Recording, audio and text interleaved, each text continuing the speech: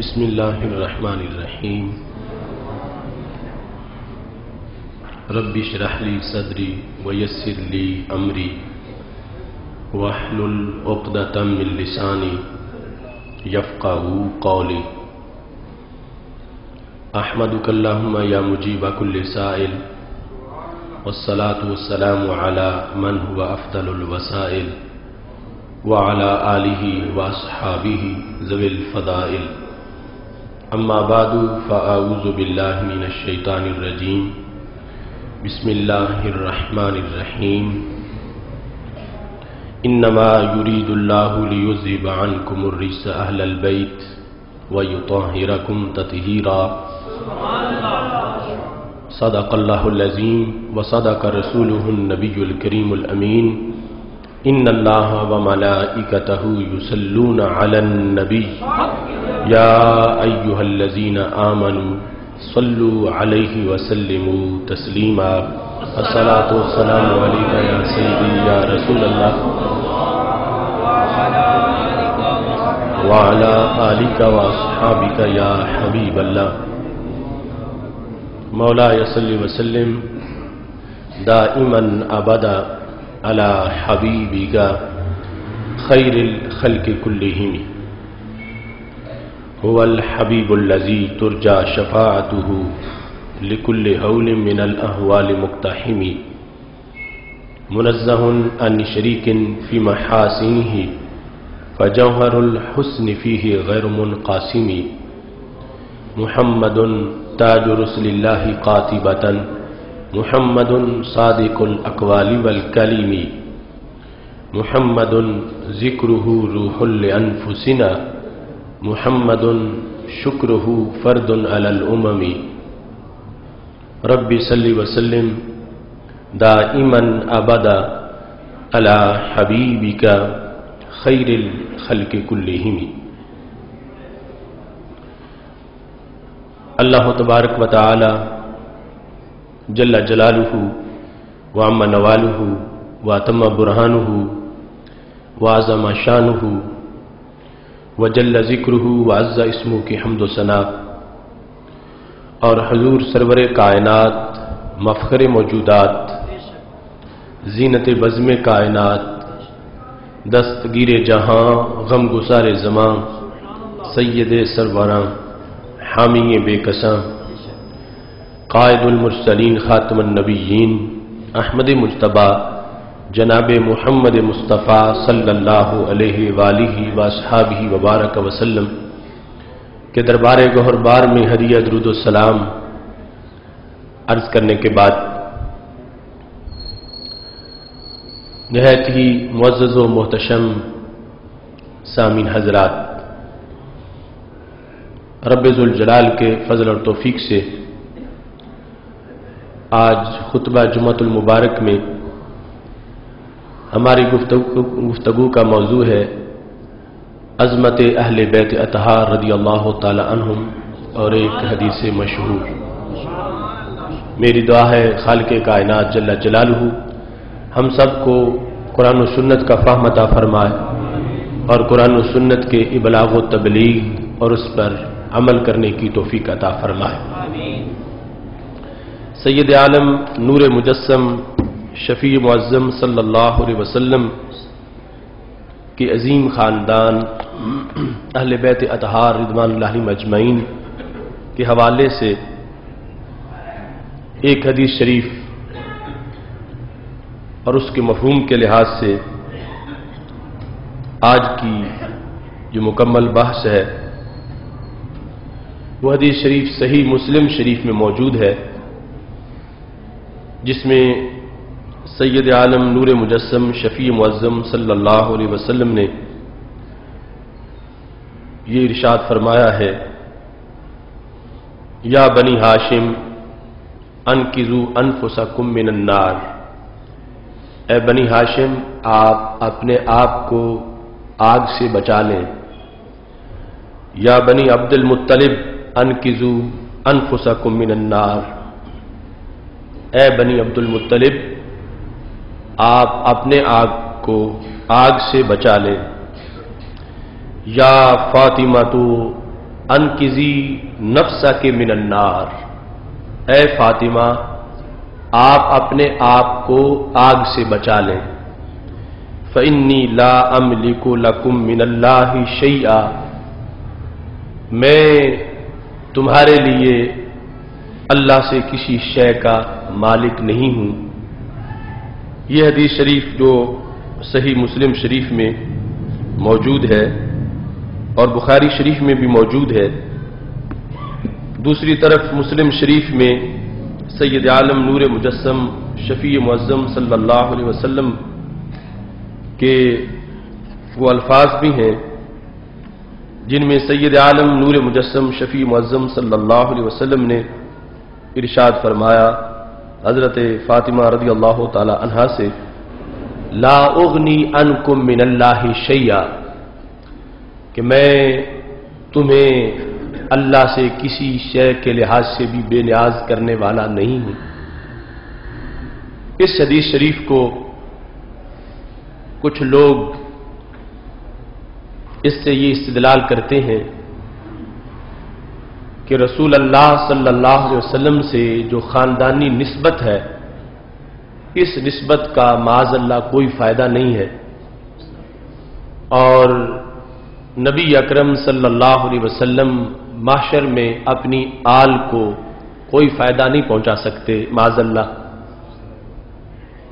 اور اس پر پھر آگے انہوں نے حاشیہ چڑھاتے ہوئے یہاں تک اسماعیل دہلوی نے تقویۃ الایمان میں یہ لکھ دیا کہ پیغمبر نے سب کو اپنی بیٹی تک کو کھول کر سنا دیا کہ قرابت کا حق ادا کرنا اسی چیز میں ہو سکتا ہے کہ اپنے اختیار کی ہو، سو یہ میرا مال موجود ہے، اس میں مجھ کو کچھ بخل نہیں ہے، اور اللہ کے یہاں کا معاملہ میرے اختیار سے باہر ہے، وہاں میں کسی کی حمایت نہیں کر سکتا اور کسی کا وکیل نہیں بن سکتا، سو وہاں کا معاملہ ہر کوئی اپنا اپنا درست کرے اور دوزخ سے بچنے کی ہر کوئی تدبیر کرے۔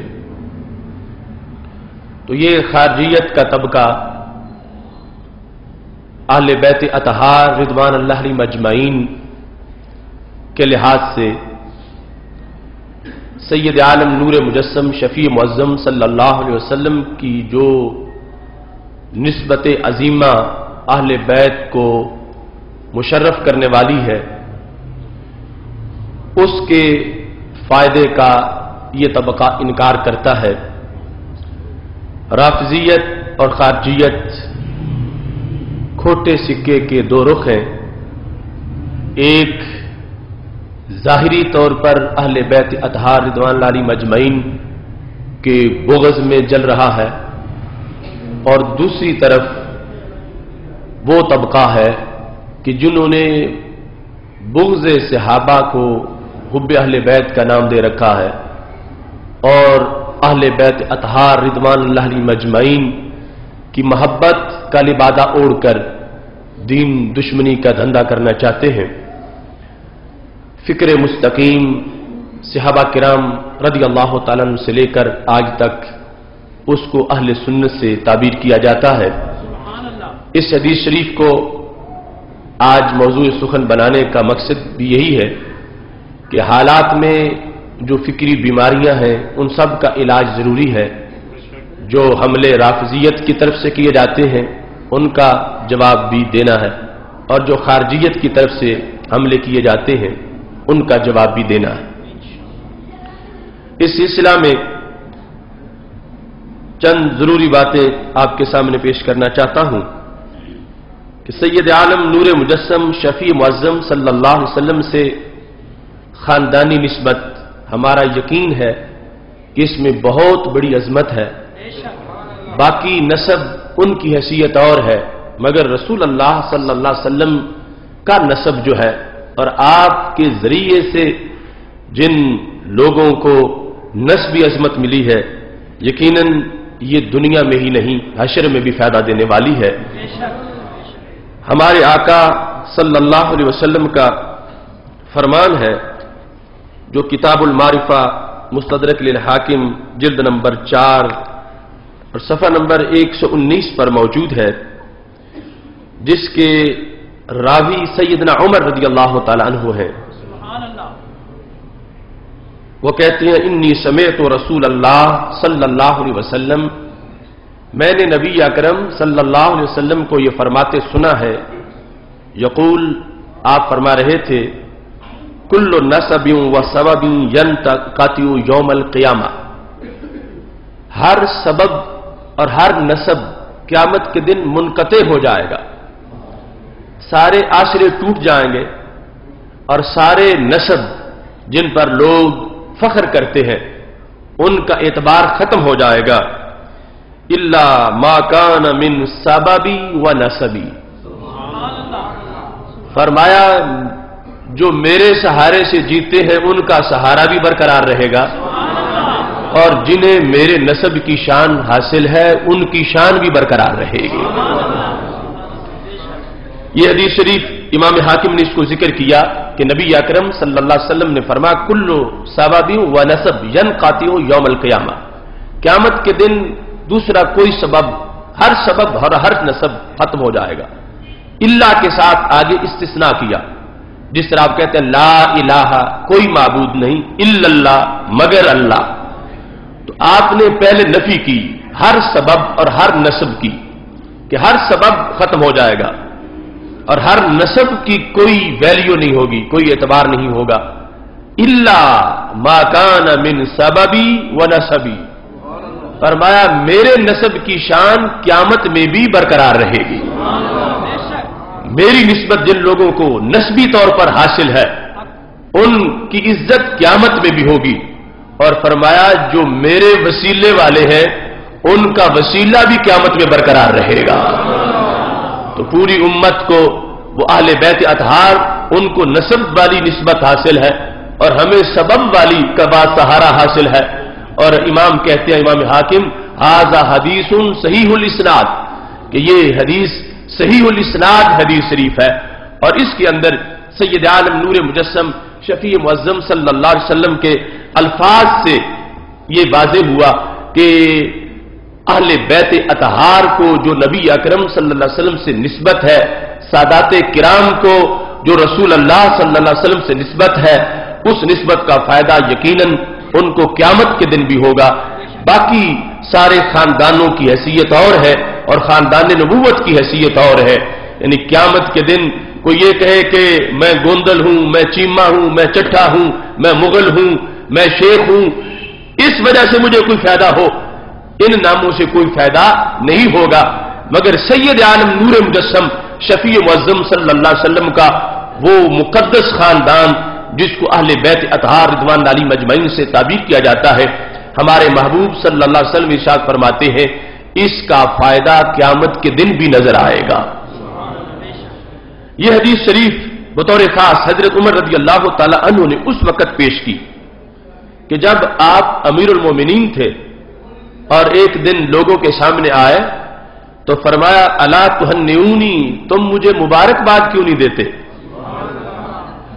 مجھے مبارک دو.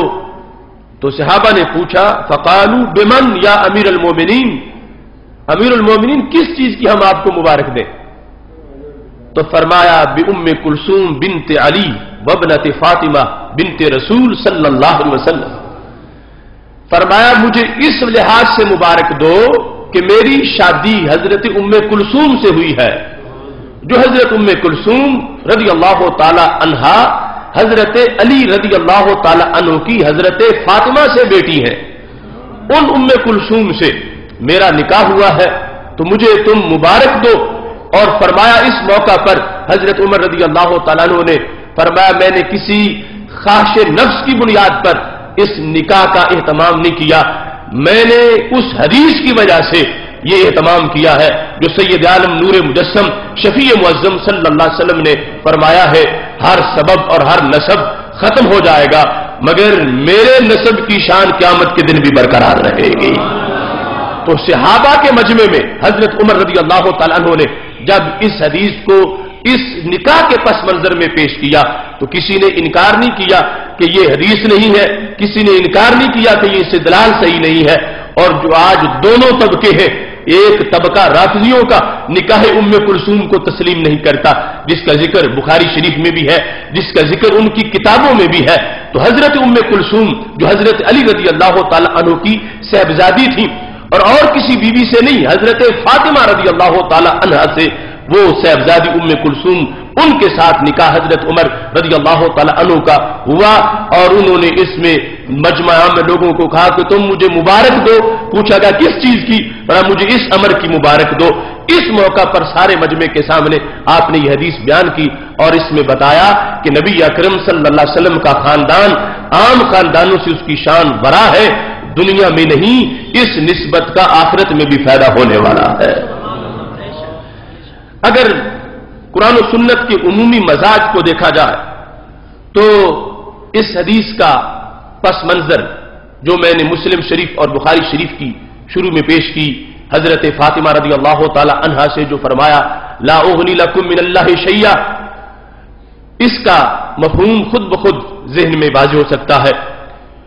دوسرے مقام پر جو طبقہ منکرین ہے، اگر ان سے پوچھا جائے تو ابو داؤد شریف میں یہ حدیث شریف موجود ہے کہ سید عالم نور مجسم شفیع معظم صلی اللہ علیہ وسلم ارشاد فرماتے ہیں الشہید یشفع فی 70 من اہل بیتہ، کہ جو بندہ راہ حق میں شہید ہو گیا اس کو اللہ خصوصی کوٹا دے گا اپنے خاندان کے لحاظ سے، وہ اپنے خاندان کے لوگوں کی کچھ لوگوں کی سفارش کر سکے گا۔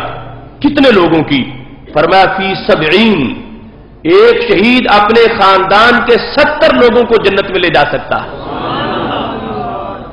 ابو داؤد شریف میں یہ حدیث شریف موجود ہے، وہ 70 لوگوں کو سفارش کر سکتا ہے۔ اب شہید کو کوٹا خاندان سے دیا گیا، خاندانی نسبت شہید کے ساتھ کام آ رہی ہے، اور اس کو آج کا جہادی ٹولہ اپنی تقریروں میں بیان کرتا ہے۔ شہید کے ساتھ خاندانی نسبت ہو تو حشر میں فائدہ ہو جائے، اور جن کے کلمہ پڑھ کے شہید بنا ہے ان سے خاندانی نسبت کے فائدے کا انکار کیا جائے، اگر عقل سلیم ہو تو یہ انکار نہیں ہو سکتا۔ حدیث کا اصل مطلب بیان کرنا پڑے گا کہ محبوب صلی اللہ علیہ وسلم نے کس پس منظر میں یہ الفاظ ارشاد فرمائے ہیں۔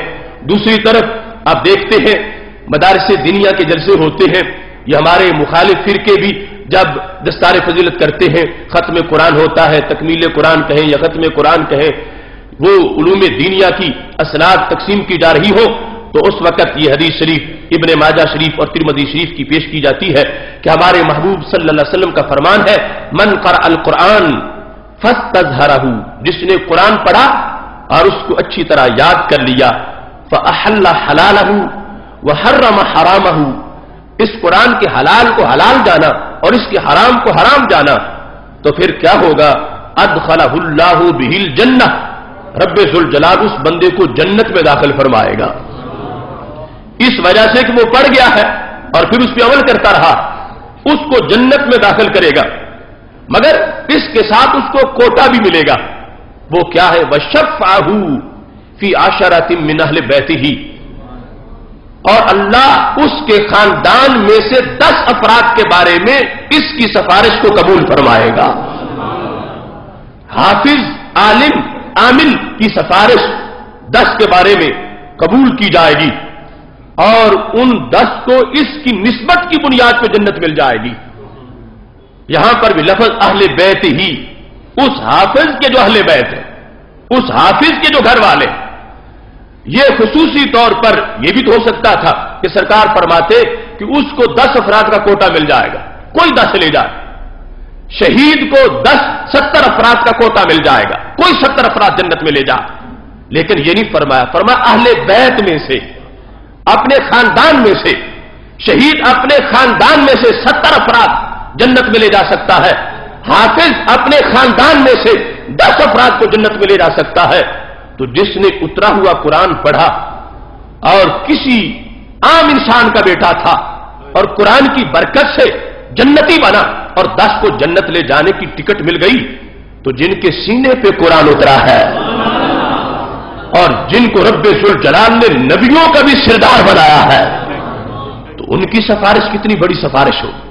उनसे निस्बत खानदानी कितना बड़ा एजाज है और कितनी बड़ी शान है। इस बुनियाद पर अगर मजमूई तौर पर अहादीस को देखा जाए, आयात को देखा जाए, तो फिर ऐसे मकामात हल होते हैं। अब ये तबका खारजियों का जो हर वक्त तकरीरों में ये कह रहा है कि वो अपनी बेटी फातिमा के बारे में कह रहे थे मैं कुछ नहीं दे सकता, तो तुम्हें क्या दे सकते हैं?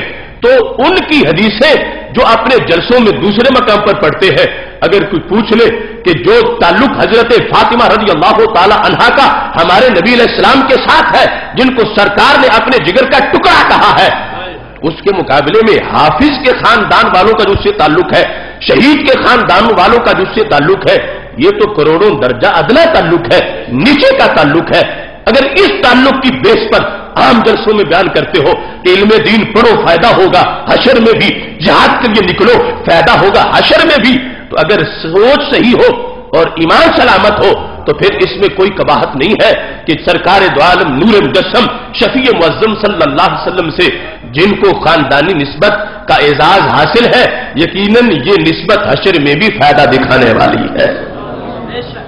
और यहां पर जो हाफिज के बारे में है, यहां तो ये अल्फाज भी मौजूद है, फी अशरतिम मिन अहले बैती कुल्लिहिम कद वजबत लहुन्ना, कि वो 10 ऐसे नहीं कि वैसे जन्नती बनने वाले थे, कोई छोटी मोटी रुकावट थी तो हाफिज ने कहा तो जन्नत चले गए, सिफारिश कबूल हो गई। महबूब फरमाते नहीं, अपने अमल की बुनियाद पर वो जहन्नमी करार पा चुके थे। कुल्लिहिम कद वजबत लहुन्ना, अकीदा सही था, क्योंकि काफिर और मुशरिक तो जन्नत में जा ही नहीं सकता। ये जो कोटे हैं ये सारे हैं ईमान वालों के लिहाज, जो बदअमली की वजह से जहन्नम में चले गए। फरमाया जो अपने अमल की बुनियाद पर जहन्नमी करार पाए थे, किसी ने सदी रहना था, किसी ने 2 सदियां रहना था, किसी ने कुछ वक्त जहन्नम में रहना था और फिर जाके ईमान की बुनियाद पर निकलना था, लेकिन हाफिज की सिफारिश पर बराह रास्त जन्नत चले जाएंगे।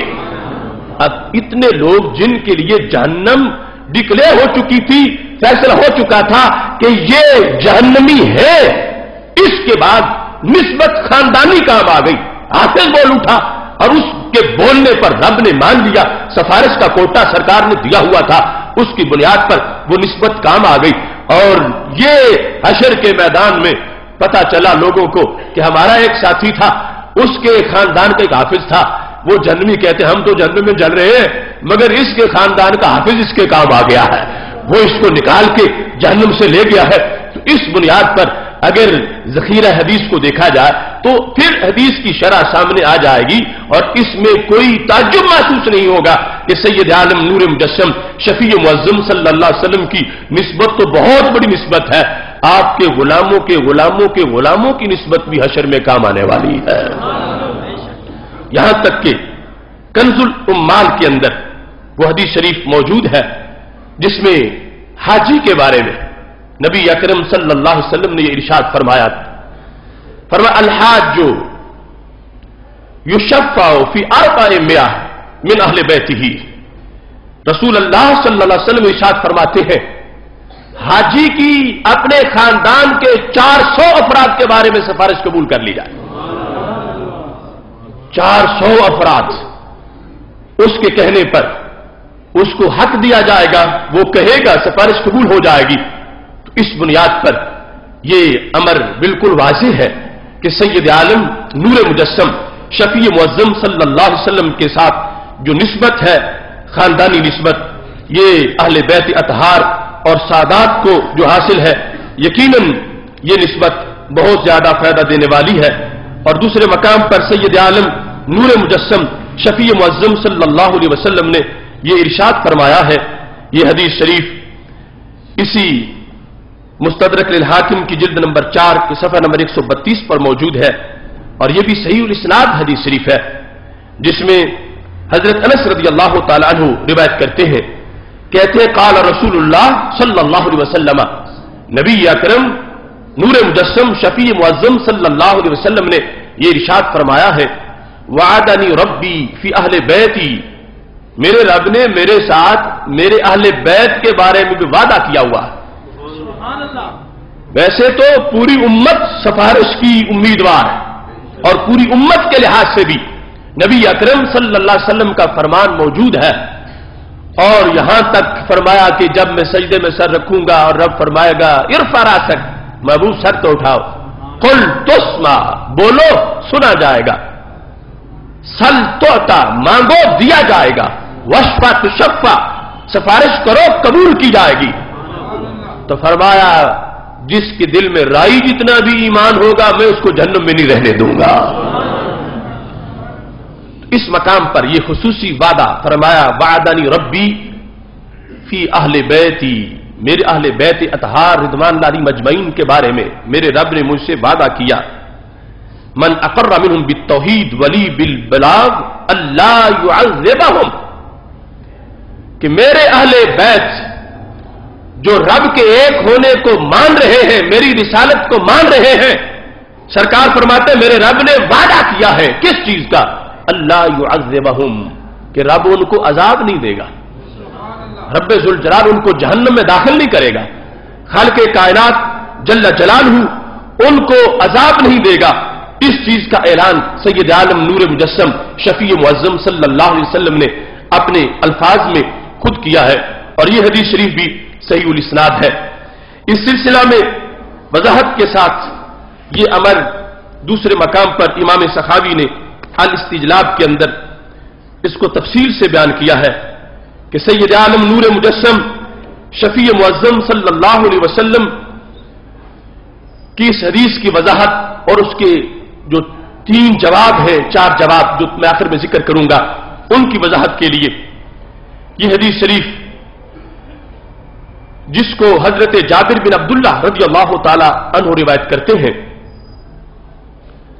کہ نبی اکرم صلی اللہ علیہ وسلم کے خاندان کی ایک خادمہ تھی جن کو حضرت بریرہ کہا جاتا، جو سیدہ عائشہ صدیقہ رضی اللہ تعالی عنہا کی خادمہ تھی۔ فلقیہا رجل، حضرت بریرہ کہیں باہر جا رہی تھی تو ایک مرد ان سے ملا، فقال یا بریرہ غتی شعیفاتک فإن محمدا صلی اللہ علیہ وسلم لن یغنی عنک شیئا، لن یغنی عنک من اللہ شیئا، چونکہ پردے کے لحاظ سے جو حرہ ہے اس کے احکام اور ہے اور جو لونڈی ہے اس کے احکام اور ہے، تو حضرت بریرہ چونکہ ایک لونڈی تھی، ان کے شاید سر سے کہیں چادر اتری تو کسی نے ان سے یہ کہا کہ بریرہ تم اپنا سر ڈھانپو۔ آگے جملہ کیا بولا؟ ان محمدن صلی اللہ علیہ وسلم لن یغنی عنک من اللہ شیئا، کہ تم اس میں نہ رہنا کہ تم اللہ کے رسول صلی اللہ علیہ وسلم کے گھر کی خادمہ ہو اور وہ تمہیں قیامت کو فائدہ دیں گے، ہرگز وہ تمہیں کوئی فائدہ نہیں دیں گے۔ یہ حضرت بریرہ رضی اللہ تعالی عنہا کو کسی نے تانا دیا اور کہا وہ تمہیں کوئی فائدہ معاشر میں نہیں دے سکتے۔ حضرت بریرہ گھر آئی تو بڑی پریشان تھی، کہتی ہیں فأخبرت النبی صلی اللہ علیہ وسلم، انہوں نے نبی اکرم صلی اللہ علیہ وسلم کو بتا دیا کہ مجھے اس طرح کہا گیا ہے۔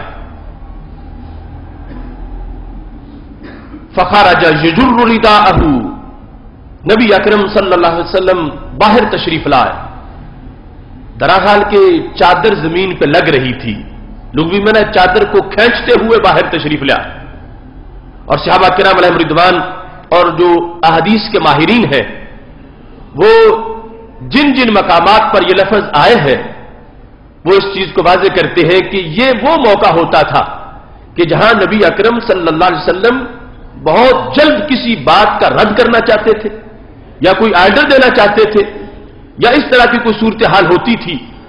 اور پھر اس مقام پر یہ بھی ہے کہ آپ کا چہرہ مبارک سرخ تھا، چہرہ سرخ تھا، اور اس انداز میں نبی اکرم صلی اللہ علیہ وسلم باہر تشریف لے آئے، یہاں تک کہ صحابہ نے بھی محسوس کر لیا کہ سرکار غصے میں ہے، اور اس طرح چادر بھی نہیں سنبھالی اور فوراً باہر تشریف لے آئے ہیں۔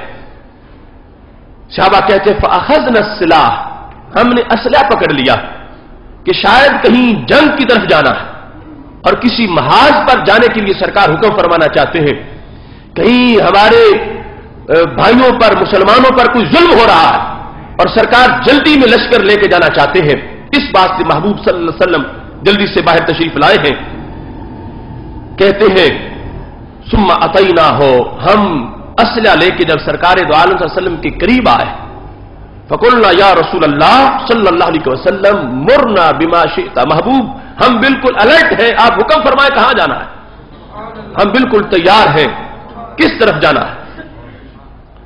تو نبی اکرم صلی اللہ علیہ وسلم سے صحابہ کرام علیہم رضوان درخواست کرنے لگے، والذی بعثک بالحق نبیا لو امرتنا بامہاتنا وآبائنا واولادنا لمضینا لقولک فیہم، آپ آرڈر تو کریں، ہم ہر بات پوری کریں گے. آپ اگر والذی بعثک بالحق نبیا، اس رب کی ہمیں قسم ہے جس نے آپ کو سچا نبی بنایا ہے، اگر آپ ہمیں ہماری ماؤں کے بارے میں کوئی حکم فرمائے تو پورا کر کے آئیں. اگر ہماری ماؤں کا کوئی معاملہ ایسا آ گیا ہے جس سے آپ کو تکلیف پہنچی ہے اور آپ حکم دیں کہ ہم ان کے سار اتاریں تو محبوب ابھی سار اتار کے آتے ہیں. وہ آبائنا، اور اگر ہمارے باپ دادا کے لحاظ سے کہیں کوئی تکلیف پہنچی ہے تو آپ حکم دیں ہم ان کے سار اتار کے آتے ہیں. وہ اولادنا، اور اگر ہماری اولاد کی وجہ سے کوئی کوفت آپ کو پہنچی ہے تو ہم ان کا صفایا کر کے آ جاتے ہیں. آپ کا قول، آپ کا فرمان ہم پورا کر کے آئیں گے. ثم صعد المنبر صلی اللہ علیہ وسلم، نبی اکرم صلی اللہ علیہ وسلم نے صحابہ کرام رضی اللہ تعالیٰ عنہ کو کوئی حکم نہیں دیا کہ فلاں محاذ پہ جاؤ یا فلاں بندے نے مجھے گالی دی ہے اس کو جا کے مارو، ایسا کوئی حکم نہیں فرمایا اور منبر پہ جلوہ گر ہو گئے. فحمد اللہ عز وجل واثنى علیہ، منبر پہ بیٹھ کے حمد و ثنا کی. اور یہ ایک ہنگامی جلسہ تھا، خطبہ جمعہ نہیں تھا اور روٹین کے جو ترتیبوار پروگرام تھے ان میں سے بھی نہیں تھا. یہ فوراً رسول اللہ صلی اللہ علیہ وسلم نے جو حضرت بریرہ کو کہا گیا تھا کہ تجھے نبی قیامت کے دن فائدہ نہیں دیں گے، اس تانے پر جو رد عمل تھا نبی اکرم نور مجسم شفیع معظم صلی اللہ علیہ وسلم نے منبر پہ جلوہ گر ہونے کے بعد خطبہ پڑھا. اور یہ سعادت ہے کہ ہمیں اس امت کی شان ہے کہ سند سے باتیں آگے پہنچی ہیں. جو اس وقت ہنگامی طور پر خطبہ رسول اللہ صلی اللہ علیہ وسلم نے ارشاد فرمایا تھا، وہی خطبہ آج خطبہ جمعۃ المبارک میں ہمارا بھی موضوع بنا ہوا ہے. میرے محبوب صلی اللہ علیہ وسلم نے مجمع میں وہ گفتگو کی، اور یہ کتابیں تو ساری چھپی ہوئی ہیں مگر قسمت کسی کسی کی ہے کہ جو ان چیزوں کو منبر پہ بیان کرے. جنہوں نے روزانہ ثابت یہ کرنا ہے کہ نبی کوئی فائدہ نہیں ہو سکتے، وہ اپنی موت اختیار کریں جو یہ چیزیں بیان کریں. اب وہ خطبہ رسول صلی اللہ علیہ وسلم نبی اکرم نور مجسم شفیع معظم صلی اللہ علیہ وسلم نے صحابہ کرام علیہم رضوان میں جلوہ گر ہونے کے بعد فرمایا، من انا، بتاؤ میں کون ہوں. من انا، میں کون ہوں. فقلنا انت رسول اللہ صلی اللہ علیہ وسلم، ہم نے کہا آپ اللہ کے رسول صلی اللہ علیہ وسلم ہیں. چونکہ راوی حضرت جابر رضی اللہ تعالی عنہ ہے اور حدیث شریف کے الفاظ میں جو اس شکایت کا ذکر ہے وہ بھی حضرت جابر کے حوالے سے ہے کہ جابر سن رہے تھے کہ حضرت بریرہ کو کسی نے کہا، اور حضرت جابر رضی اللہ تعالی عنہ نے نبی اکرم صلی اللہ علیہ وسلم کو خبر دی. رسول اللہ صلی اللہ علیہ وسلم منبر پہ جلوہ گر ہوئے، فرمایا من انا، میں کون ہوں. صحابہ نے کہا انت رسول اللہ صلی اللہ علیہ وسلم، آپ اللہ کے رسول صلی اللہ علیہ وسلم ہیں. قال نعم ولکن من انا، میں رسول ہوں لیکن بتاؤ میں کون ہوں. انداز کیسا عجیب ہے، یعنی جواب کو مسترد نہیں کیا کہ جواب تم نے صحیح دیا. انہوں نے کہا انت رسول اللہ، آپ اللہ کے رسول صلی اللہ علیہ وسلم ہیں. فرمایا ہاں لیکن بتاؤ میں کون ہوں. وہی سوال پھر دوہرا دیا کہ جواب تمہارا ٹھیک ہے مگر میں کچھ اور بھی پوچھنا چاہتا ہوں. فرمایا من انا، میں کون ہوں؟ صحابہ نے کہا انت رسول اللہ صلی اللہ علیہ وسلم، آپ اللہ کے رسول صلی اللہ علیہ وسلم ہیں. فرمایا نام ہاں میں رسول ہوں، لیکن من انا، لیکن میں کون ہوں؟ دوبارہ یہ فرمایا لیکن کے ساتھ، میں کون ہوں؟ تو صحابہ کرام رضی اللہ تعالی عنہ کہتے ہیں قلنا، ہم نے کہا. اب جو جامع ترمذی کی حدیث میں نے پہلے متعدد موضوعات میں اہل بیت اطہار کی شان میں وہ بیان کی کہ نبی اکرم صلی اللہ علیہ وسلم ممبر پہ بیٹھے اور پوچھا من انا، صحابہ نے کہا انت رسول اللہ صلی اللہ علیہ وسلم. آپ نے پھر فرمایا من انا، صحابہ نے پھر فرمایا انت رسول اللہ صلی اللہ علیہ وسلم. متعدد بار سوال کرنے کے بعد سرکار نے پھر خود فرمایا انا محمد ابن عبداللہ ابن عبد المطلب، کہ میں محمد صلی اللہ علیہ وسلم ہوں. میرے ابا جان حضرت عبداللہ رضی اللہ تعالیٰ عنہ ہے، میرے دادا جان حضرت عبد المطلب رضی اللہ تعالیٰ عنہ ہے. اس کے بعد فرمایا رب نے مخلوق کو پیدا کیا، مجھے خیر خلق میں رکھا، پھر خیر خلق کے دو طبقے بنائے، مجھے بہتر طبقے میں رکھا، پھر بہتر طبقے کے قبیلے بنائے، مجھے شان والے قبیلے میں رکھا، پھر شان والے قبیلے کے گھر بنائے، مجھے شان والا گھر عطا فرمایا. انا خیرکم بیتا و خیرکم نفسا، میری ذات تو ذات رہی، میرے گھر جیسا کسی کا گھر بھی نہیں ہے.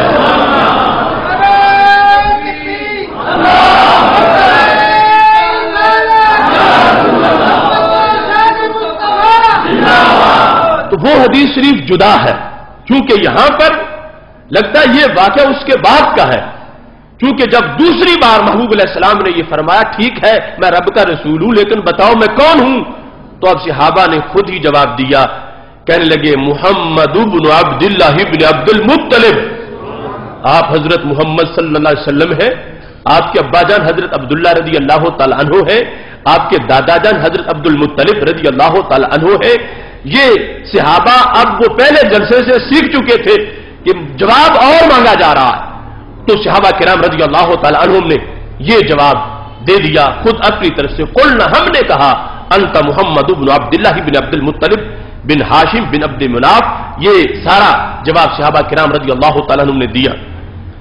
اب سرکار دو عالم صلی اللہ علیہ وسلم نے یہ جواب سننے کے بعد گفتگو شروع کر دی. فقال، آپ نے فرمایا انا سید ولد آدم ولا فخر. صحابہ میں جواب پورا کروں کہ میں کون ہوں؟ فرمایا میں اولاد آدم کا سردار اور مجھے کوئی فخر نہیں ہے، سردار ہونے کے باوجود میں تکبر کرنے والا نہیں ہوں. وَأَوَّلُ مَن تُنشَقُّ عَنْهُ الْأَرْضُ یوم القیامہ ولا فخر. قیامت کے دن سب سے پہلے اپنے روضہ پاک سے میں باہر نکلوں، سب سے پہلے میرے اوپر سے زمین کو پھاڑ دیا جائے گا. وَأَوَّلُ مَن يُنفَضُ التُّرَابُ عَنْ رَأْسِهِ وَلَا فَخْرٌ. سب سے پہلے یہ زمین کے جو حجابات ہیں گرد و غبار، اس کو میری طرف سے پیچھے ہٹایا جائے گا. وَأَوَّلُ دَاخِلِ الْجَنَّةِ وَلَا فَخْرٌ. سب سے پہلے جنت میں میں ہی داخل ہوں گا اور کوئی فخر نہیں ہے. وَصَاحِبُ لِوَاءِ الْحَمْدِ وَلَا فَخْرٌ. قیامت کے دن حمد والا جھنڈا میرے ہاتھ میں ہوگا اور کسی کو نہیں دیا جائے گا، اور اس پر بھی کوئی فخر نہیں، جھنڈا میرا ہوگا. دوسرے مقام پر یہ الفاظ ہے وَآدَمُ فَمَن دُونَهُ تَحْتَ لِوَائِهِ.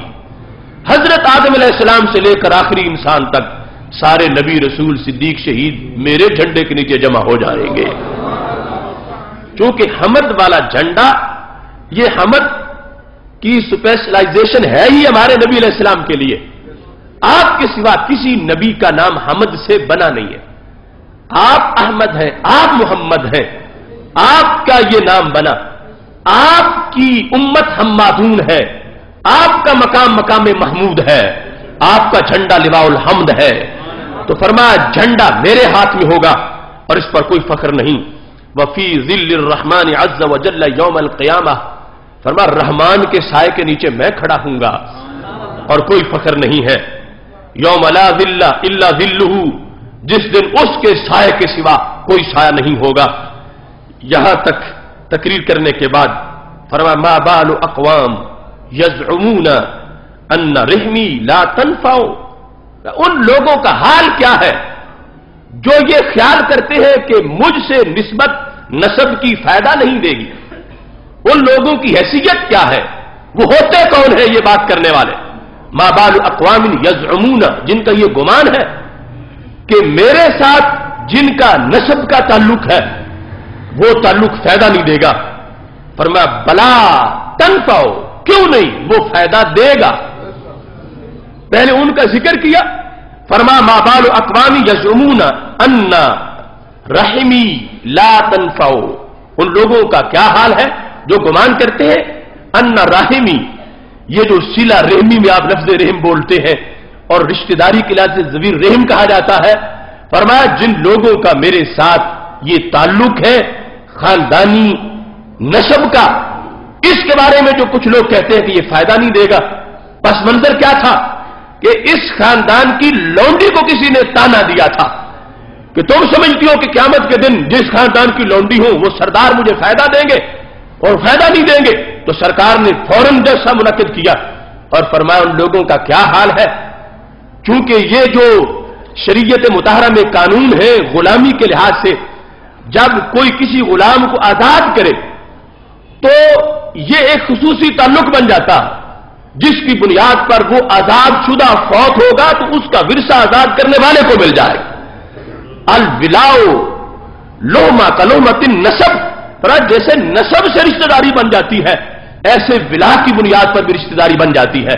اب چونکہ وہ غلام ہے نہیں اس واسطے یہ مسائل جو ہے وہ بیان نہیں ہوتے، اور وہاں پر یہ صورتحال موجود تھی چونکہ حضرت عائشہ صدیقہ رضی اللہ تعالی عنہا نے بریرہ کو آزاد کیا ہوا تھا، تو اس بنیاد پر اسے اپنے خاندان کی طرف منسوب قرار دے کر نبی اکرم نور مجسم شفیع معظم صلی اللہ علیہ وسلم نے فرمایا ان لوگوں کا کیا حال ہے جو یہ کہتے ہیں کہ میرے ساتھ نسبت کوئی فائدہ نہیں دے گی اور خاندانی نسبت کام نہیں آئے گی. بلا کیوں نہیں، تنفع، فرمایا یہ نسبت قیامت کے دن بھی فائدہ دے گی اور کام آئے گی.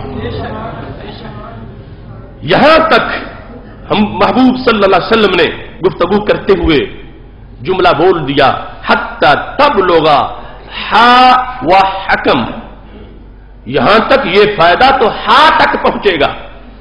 ہا، یہ ہا خا جو بولے جاتے ہیں حروف، لیکن اس کے آخر میں حمزہ بھی ہے.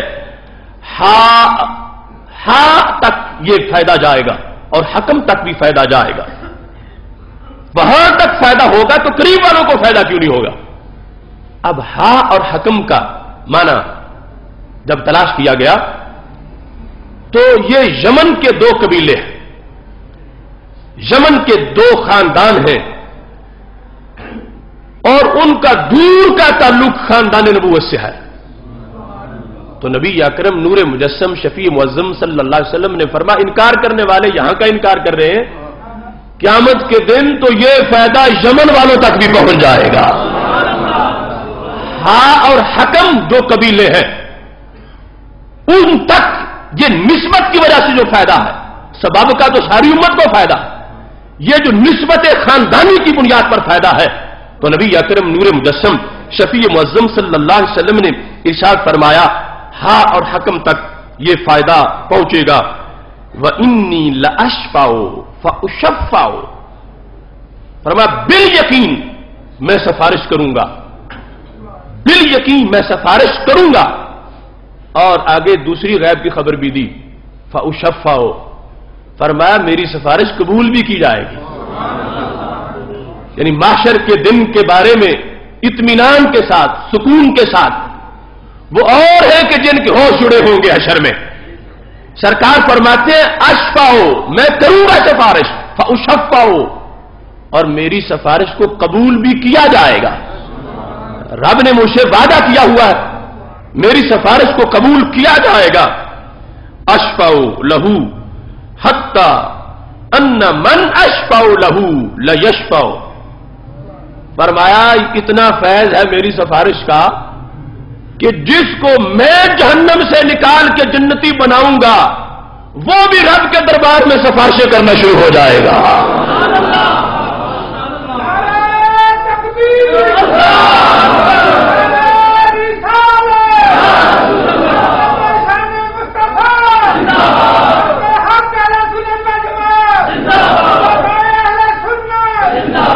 یعنی اب مضمون تو آگے ہو گیا ساری امت کے لحاظ سے.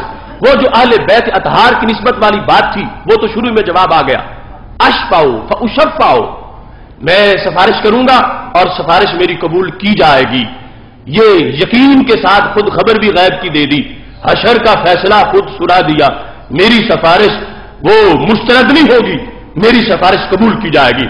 اور آگے مجمع عام میں بات کو اچھی طرح رد کرنے کے لحاظ سے، اور اب میری سفارش تو میری سفارش رہی، یہاں تک کہ جن کو میں جہنم سے نکال کے جنتی بناؤں گا وہ بھی اتنے عظیم بن جائیں گے، وہ بھی رب کے دربار میں سفارشیں کرنا شروع کر دیں گے. کیونکہ عمومی طور پر جو خود نکلا ہے جہنم سے یہی ہے کہ بڑا گھبرایا ہوا ہوگا اور سمجھے گا میں تو ناپسندیدہ انسان تھا اور جہنم میں چلا گیا، شکر ہے میں بچ گیا ہوں، اب میں جنت میں جاؤں، میں آگے کوئی بات نہ کروں. سرکار فرماتے اسے بھی اتنا سہارا ہوگا جب جہنم سے اس کو میں نکال دوں گا وہ بھی آگے اور جہنمیوں کو نکالنے کے لیے سفارشیں شروع کر دے گا.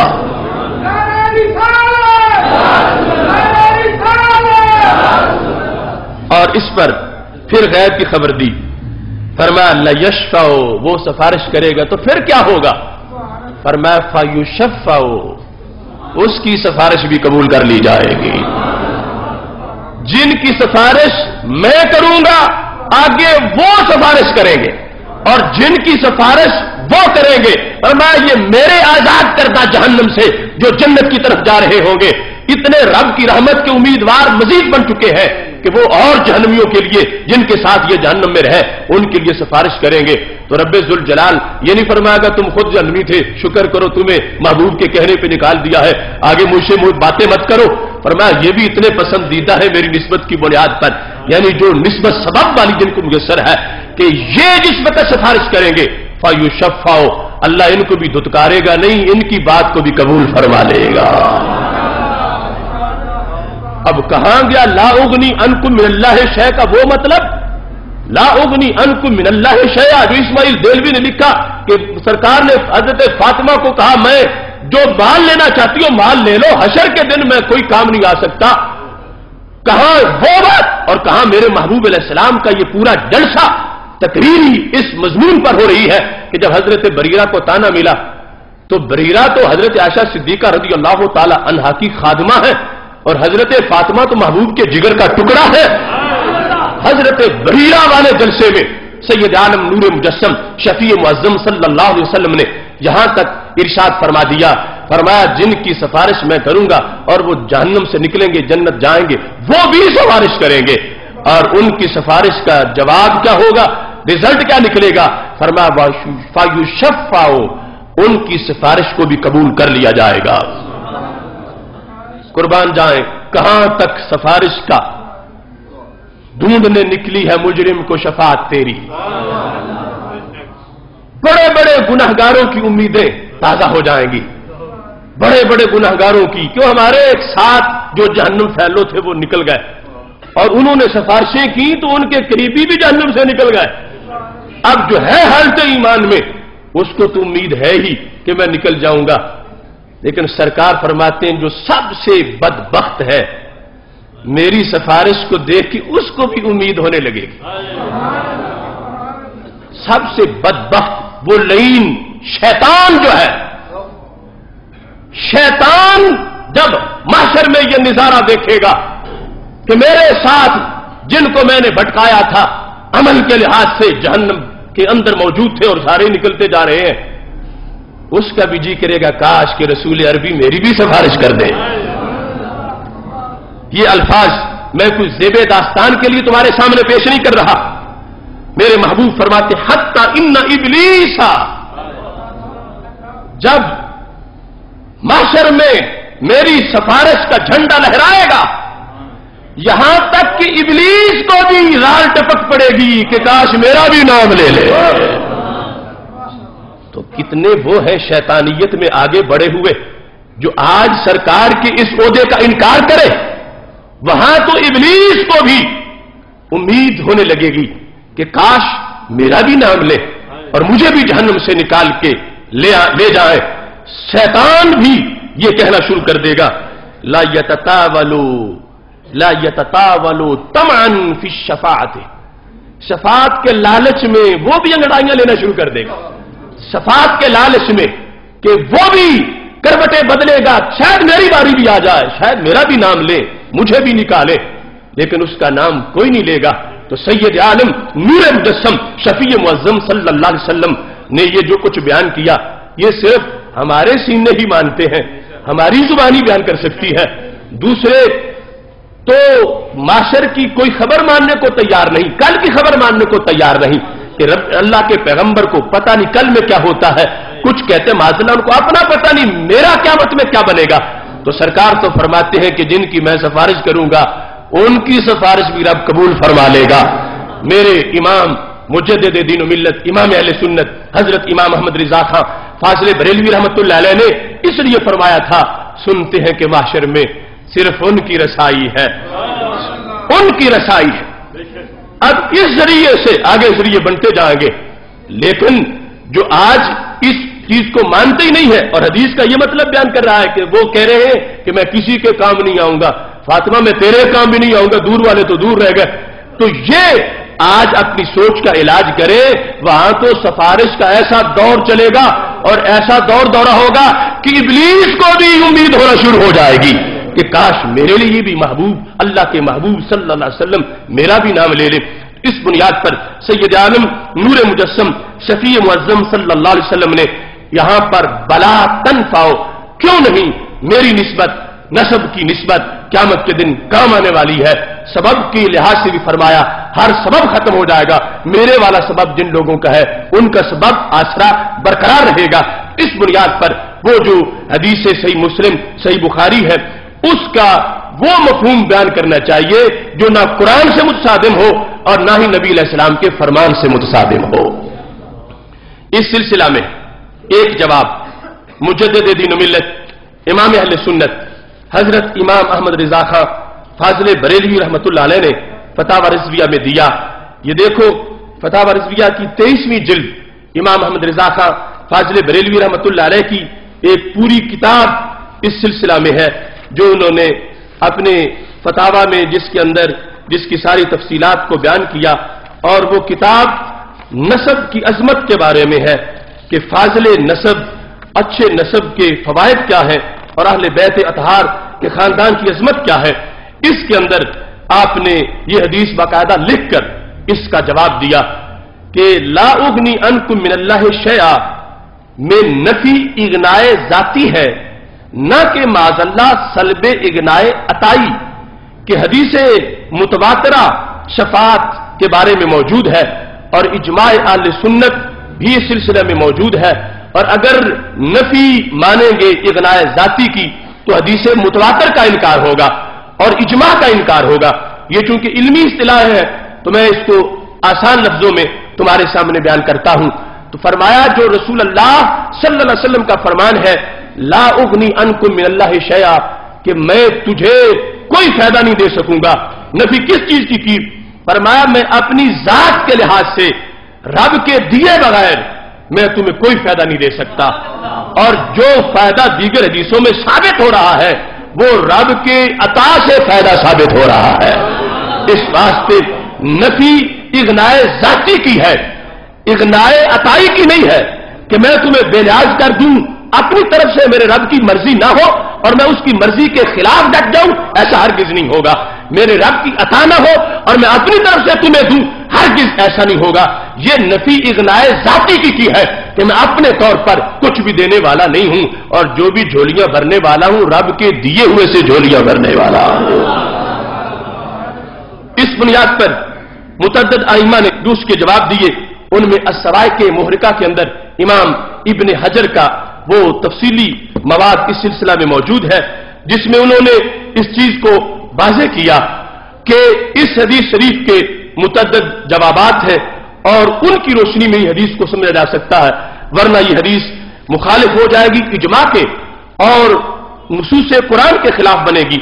और इसके साथ साथ जो दीगर हमारे पास मुतवातिर अहादीस पहुंची हैं उनके लिहाज से भी इनमें आपस में तज़ाद और तारुज़ बन जाएगा। इस वास्ते इमाम सखावी इस्तिजलाब इर्तिकाल गुरफ के अंदर उन्होंने इसकी वजाहत की और वजाहत करते हुए اس کے متعدد جواب انہوں نے بھی ارشاد فرمائے۔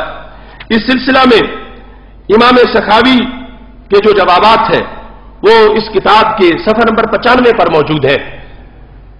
چونکہ ہمارے ائمہ کی یہ شروع سے کوشش رہی ہے کہ جہاں سے کوئی کچی سوچ نکل سکتی ہے انہوں نے پہلے دروازے بند کیے ہیں اور جواب دیے ہیں تاکہ بعد میں جو پڑھ سکے تو ان کو ہمارا تحفہ جو ہماری محنتوں سے تیار ہے وہ ان کو آسانی سے میسر ہو جائے۔ تو اس سلسلہ میں پہلا جواب انہوں نے یہ دیا، فَإِنَّهُ صلی اللہ علیہ وسلم لا يملك لأحد من الله شيئا ولا نفع ولا ضر لكن الله عز وجل يملكه نفع اقاربه وامته بالشفاعة۔ فرمایا وہی جواب جو اعلی حضرت نے دیا ہے کہ رسول اللہ صلی اللہ علیہ وسلم اپنے طور پر نہیں مالک کہ کسی کو فائدہ دیں، نہ اپنی آل کو نہ اپنی امت کو، لیکن لیکن اللہ عز وجل، لیکن اللہ عز وجل یملکہ، آپ کو مالک بنانے والا ہے، یملکہ، آپ کو مالک بنانے والا ہے کس چیز کا؟ نفع اقاربہ و امتہ بالشفاعۃ، کہ آپ شفاعت سے اپنے قریبیوں کو بھی فائدہ دیں گے، اپنی امت کو بھی فائدہ دیں گے۔ یہ دونوں امت بھی یہ جن کے بارے میں فرمایا جن کا سبب میں ہوں ان کا سبب بھی برقرار رہے گا، ہر حسب نسب، ہر سبب اور نسب ختم ہو جائے گا، مگر میرے والا سبب جو ہے اور میرے والا نسب جو ہے وہ برقرار رہے گا۔ اس کے پیش نظر امام سخاوی نے یہ جواب دیا اور کہا اگر اس حدیث جو مسلم کی ہے اس کو آگے پڑھا جائے تو اس میں استثناء موجود ہے۔ تو نبی اکرم صلی اللہ علیہ وسلم نے یہ ارشاد فرمایا تھا، ان لکم غیر ان لکم رحمہ سأبلھا ببلالھا، کہ اے میری آل، میں جو رحم کی تری ہے اور جو رحم موصول اور پیوست ہے قیامت کے دن بھی میرے والا، اس کی بنیاد پہ میں تمہیں فائدہ دینے والا ہوں۔ یہ اللہ سے پہلے پڑھ کے لوگ اعتراض کرتے ہیں، جبکہ اس حدیث صحیح مسلم کے اندر اللہ کے بعد والے وہ اجمالی الفاظ بھی موجود ہیں جن کی تفصیل دیگر احادیث میں ہے۔ اس کے پیش نظر یہ امام سخاوی نے جواب دیا۔ دوسرا جواب یہ ہے، او کان المقام مقام التخفیف والتحذیر فبالغ فی الحث علی العمل، کہ نبی اکرم صلی اللہ علیہ وسلم کا موضوع اس وقت عمل کی ویلیو ظاہر کرنا تھا اور آپ ڈرا رہے تھے کہ میرے ساتھ جن کی نسبت ہے آل کی انہیں یہ خیال کرنا چاہیے کہ وہ عمل کی چھٹیاں نہ کرے، جب اور امت عمل کرے اور یہ میری نسبت کی بنیاد پہ بے عملی کرے تو ان کے لیے یہ صحیح نہیں ہے، کیونکہ ان کو میرا قرب حاصل ہے تو ان کا عمل اوروں کے مقابلے میں زیادہ ہونا چاہیے۔ تو یہ تخویف کا مقام تھا۔ اس آج سے محدثین نے بڑی باتیں کی ہیں کہ گفتگو میں حدیثوں میں کبھی تعارض آ جاتا ہے، اس تعارض کی بنیاد کیا ہوتی ہے؟ دونوں سچی ہوتی ہیں باتیں لیکن مقام جدا جدا ہوتا۔ ایک حدیث شریف یہ ہے جس میں یہ ہے کہ انسان ساری زندگی نیکی کے کام کرتا ہے، اتنا تقوی پرہیزگاری، دن کو روزہ رات کو قیام، چلتے چلتے فرما اس میں اور جنت میں صرف ایک بالشت کا فرق رہ جاتا ہے، وہاں سے دل پلٹتا ہے اور وہ جہنم میں جا گرتا۔ اب اس سے انسان کے لیے یہ ہے کہ پھر جنت جانا تو بڑا ہی مشکل ہے۔ اللہ ایمان سلامت رکھے، نیک کام کرتے رہے اور فضل خدا کا رہے، اور کہیں ایسا نہ ہو کہ وہ ایک بلش پر ہی پلٹ جائے اور معاذ اللہ جہنم میں چلے جائیں۔ اب یہ انذار کا مقام ہے، تخویف کا مقام ہے، ڈرانے کا مقام ہے۔ اور دوسرے مقام پر یہ ہے کہ جس نے رستے سے کانٹا اٹھا کے سائیڈ پہ کیا وہ جنت میں چلا گیا۔ من اماط الاذى عن الطریق، راستے سے اذیت ناک چیز سائیڈ پہ کر دی، وہ جنتی بن گیا۔ اب ادھر کانٹا اٹھائیں تو جنت، ادھر عمر لگائیں تو پھر بھی ڈر ہے کہ کہیں جہنم میں چلے نہ جائیں۔ تو باتیں دونوں سچی ہیں۔ محدثین کہتے اصل میں اس میں رسول اللہ صلی اللہ علیہ وسلم کی اپنی طبیعت کا دخل ہے۔ کبھی نگاہ رب کی شان جلال پہ ہوتی ہے اور کبھی شان جمال پہ ہوتی ہے۔ جب شان جلال پہ ہوتی ہے تو پھر انذار ہوتا ہے، جب شان جمال پہ ہوتی ہے تو پھر تبشیر ہوتی ہے۔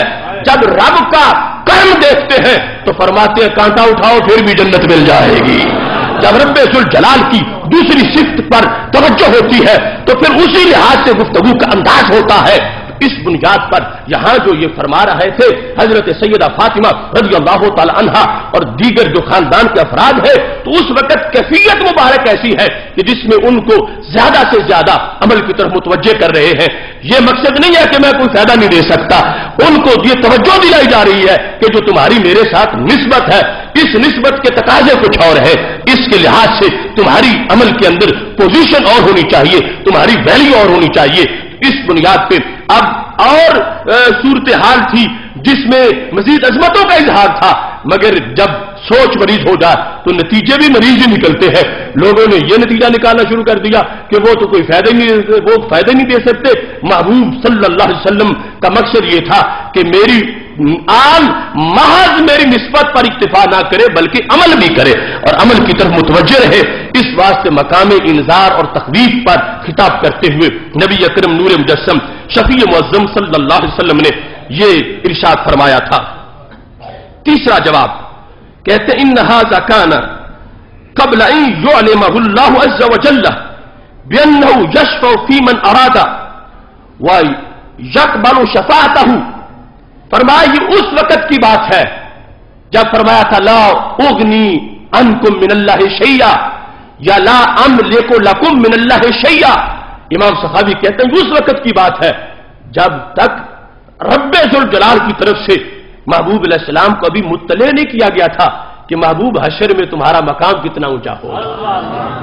जन्नती होना, जन्नत में जाना वो तो तयशुदा बात है, लेकिन ये स्टेटस कि जिसको कहो उसको जन्नत मिल जाए फी मन अरादा, अभी रब की तरफ से यह वाज़ेह तौर पर पैगाम नहीं आया था, उससे पहले की यह सूरत हाल थी। और जब पैगाम आ गया फिर तो ऐलान यह भी कर दिया कि जिसकी सिफारिश मैं करूंगा वो भी आगे सिफारिश करना शुरू कर देगा। ये तीन जवाब इमाम सखावी रहमतुल्लाह अलैह ने इसके दिए हैं। और यहां पर मुहिब तिबरी ने और सवाइक के अंदर इब्न हजर ने जो लिखा वो कहते हैं कि ला यमलिकु लिअहदिन शैया ला नफ़अ वला दर्रा लाकिन अज़्ज़ वजल्ला युमल्लिकून फ़अक़ारिबिही बल व जमी उम्मती बिश्शफ़ाअतिल आम्मा वल ख़ास्सा फ़हुवा ला यमलिकु इल्ला मा युमल्लिकुहु लहू मौलाहु। तो मुहिब तिबरी ने कहा कि सरकार दो आलम सल्लल्लाहु अलैहि वसल्लम सिर्फ आल कोई नहीं सारी उम्मत को भी फायदा देंगे, आम शफात भी होगी, खास शफात भी होगी। तो जो रसूल अल्लाह सल्लल्लाहु अलैहि वसल्लम ने फरमाया कि मैं मालिक नहीं हूं, तो यह कहता है मतलब यह था कि मैं नहीं हूं, मेरा रब मुझे मालिक बनाने वाला है, मेरा रब मुझे मालिक बनाने वाला है।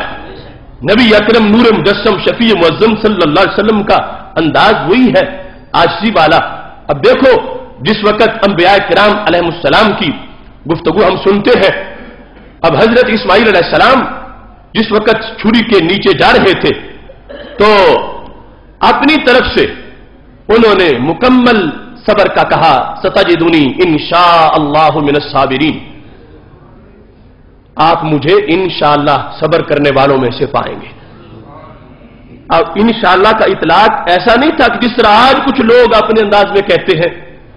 इंशाअल्लाह एक होता बरकत के लिए पढ़ना, और आज कुछ लोग इस बुनियाद पे कहना शुरू कर देते हैं कि जब मैं काम नहीं करूंगा तो कहूंगा रब ने चाहा ही नहीं इसलिए मैंने नहीं किया। बरकत के लिए उसको साथ जिक्र करना चाहिए। और हलफ में तो इंशाअल्लाह बोला नहीं जाता कि हलफ बात पक्की करनी होती है, इंशाअल्लाह कह दे तो हलफ नहीं होता। अब यहां पर हजरत इस्माइल अलैहिस्सलाम का दिल पक्का है, जो कुछ भी हो जाएगा मैं जुम्बश नहीं करूंगा, लेकिन इसके बावजूद कहते हैं अल्लाह ने चाहा, सताजिदुनी इंशाअल्लाहु मिनस साबिरीन, अल्लाह ने चाहा तो मैं सब्र करने वालों में से हूंगा। तो मुहद्दिसीन मुफस्सिरीन कहते हैं असल में वो इस नुक्ते को बयान करना चाहते थे कि कहीं मुझ में तकब्बुर ना आ जाए। मैं ये वाज़ेह करना चाहता हूं छुरी के नीचे भी जो सब्र करूंगा तो खुद नहीं रब के देने से सब्र करूंगा, रब की अता से सब्र करूंगा। یہ میری حیثیت کیا کہ میں خود صبر کروں، میں اللہ کی عطا سے صبر کرنے والا ہوں۔ تو یہ نہیں تھا کہ صبر کرنے کی صلاحیت نہیں تھی، صبر کرنے کی طاقت نہیں تھی، یہ سب کچھ تھا، لیکن ان کا کمال یہ ہے کہ وہ ان امور کو بھی اپنے رب کی طرف منسوب کرتے ہیں کہ میرا رب ہی مجھے یہ توفیق دینے والا ہے، میرا رب ہی مجھے یہ صلاحیت دینے والا ہے۔ تو اس نقطہ نظر پر محبوب صلی اللہ علیہ وسلم چونکہ دیکھ رہے ہیں معاشر میں کہ ہر طرف میری شفاعت کے جھنڈے لہرا رہے ہوں گے، تو دنیا میں مجھے ماننے والے مجھے مستقل بذات نہ مان جائیں، میرے رب کو چھوڑ کے میرا طرف اس طرح کوئی دھیان نہ کرے کہ رب کی مرضی نہ ہو پھر بھی میں کام کر لوں گا۔ فرمایا میں مالک نہیں ہوں، جو بھی دینے والا ہے میرا رب مجھے دینے والا ہے۔ وہ رب ذوالجلال کے لحاظ سے کہ توجہ خالق و مخلوق کے لحاظ سے جو بندوں کی تعلق رب ذوالجلال کی طرف ہے اس میں کمی نہ ہونے پائے، اور وہ یہ سمجھے کہ اسی نے ہمارے محبوب صلی اللہ علیہ وسلم کو اختیار دیا ہوا ہے اور وہی اقتدار دینے والا ہے۔ اس بنیاد پر سید عالم نور مجسم شفیع معظم صلی اللہ علیہ وسلم نے فرمایا، اور یہ محب طبری اور ابن حجر کہتے ہیں کہ نہیں مالک مگر اس چیز کے جس کا رب نے ان کو مالک بنایا ہے۔ اس کا اندازہ اس عبارت میں بھی موجود ہے اور دوسری جگہ قرآن مجید کے الفاظ میں بھی موجود ہے، قل لا املک لنفسی نفعا ولا ضرا الا ما شاء اللہ۔ میں مالک نہیں، میں مالک نہیں، لوگ اتنے ہی پڑھتے رہتے ہیں میں مالک نہیں، نفع نقصان کا میں مالک نہیں۔ اب اللہ بھی تو قرآن کا حصہ، اور اللہ کے بعد جو کچھ ہے ہم اس سے 1 انچ نہ آگے ہیں نہ پیچھے ہیں۔ الا ما شاء اللہ، مگر جو رب نے چاہا۔ اب کس کے پاس رسی ہے جو رب کی چاہت کے گرد جا کے دائرہ بنا ہے کہ اتنا رب چاہے گا اتنا دیں گے، اتنا نہیں دیں گے؟ تو فرمایا میں مالک نہیں ہوں مگر اس کا میں مالک ہوں۔ یہ اللہ کا قانون ہے کہ جس لفظ سے کے بعد آیا ہے ترجمے میں جس چیز کی نفی ہوگی اسی کا بعد میں اس بات ہوگا۔ جب پہلے یہ ہے کہ میں مالک نہیں ہوں نفع و نقصان کا، الا مگر میں مالک ہوں، وہ جس کی نفی تھی اس کا اس بات ہوگا۔ الا ما شاء اللہ، مگر جو رب چاہے اس کا میں مالک ہوں۔ تو پتہ چلا جو امام نے کہا، مجدد اعلی حضرت نے کہا کہ اغنائے ذاتی کی نفی ہے، اعطائے سلبی، عطا جو ہے عطائی چیز جو ہے اس کی اغنائے عطا کی سلبی نہیں ہے اور سلب نہیں ہے اور نفی نہیں ہے۔ اس بنیاد پر جو قرآن مجید نے اللہ کے ساتھ اس چیز کو واضح کیا، فرمایا میں کسی چیز کا مالک نہیں ہوں تمہارے نفع اور نقصان میں مگر جو میرا رب چاہنے والا ہے اور اس کا میں مالک ہوں۔ اور اسی کے تحت حدیث شریف کا یہ سارا مضمون ہے جس میں ان ائمہ نے اس بات کی وضاحت کی، اور سید عالم نور مجسم شفیع معظم صلی اللہ علیہ وسلم کے دیگر متعدد الفاظ بھی اس سلسلہ میں موجود ہیں۔ اور یہاں انہوں نے یہ کہا کہ والحث علی العمل والحرص علی ان یکون اولى الناس حظا فی تقوی اللہ تعالی وخشیتہ، کہ یہ اس لیے خطاب کیا تاکہ ان خاندانی نسبت والوں کا جو میرے ساتھ تعلق ہے اس بنیاد پر ان کا تقوی اوروں سے زیادہ ہو، ان کی پرہیزگاری اوروں سے زیادہ ہو۔ تو سید عالم نور مجسم شفیع معظم صلی اللہ علیہ وسلم نے یہ حکم فرمایا۔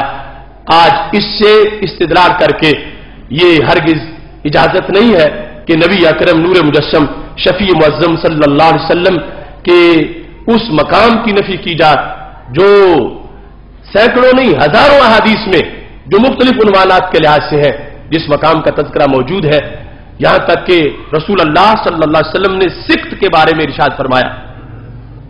سکت کہتے ہیں ناتمام بچے کو جس کے اعضاء بھی پورے نہ بنے ہو اور اس حالت میں اس کی ولادت ہو جائے اور مردہ پیدا ہو، وہ بھی پھر قیامت کے دن پہلے تو سفارش کا دروازہ میں کھولوں گا، میرے سے پہلے کوئی نہیں کھولے گا، اور جس وقت میں کھول لوں گا اس کے بعد فرما وہ ناتمام بچہ بھی اپنی ماں کی سفارش کرے گا۔